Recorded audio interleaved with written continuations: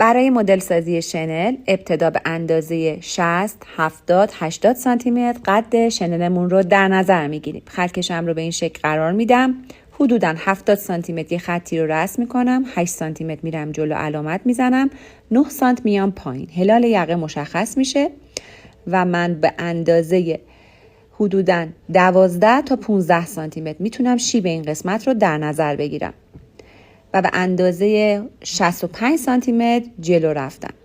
من از گوشه گردن به اندازه 42 سانتی متر اومدم پایین و علامت زدم. از قسمت مرکز جلو 24 سانتی متر علامت زدم و جایگاه کمری شنلم رو مشخص کردم و هلال به جایگاه آستین رسم کردم. یه فضای رو همگرد در قسمت مرکز جلو هست. 9 سانتی متر باید در نظر بگیرید.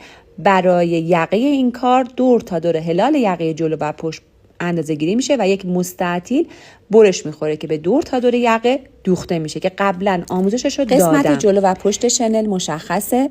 قسمت جلو رو همگرد داره اما قسمت پشت در دولای بسته و رو همگردی وجود نداره و هلال پشت یقه به اندازه 3 سانتی متر اومدیم پایین و به این شکل روی پارچه قرار میگیره و برش میخوره.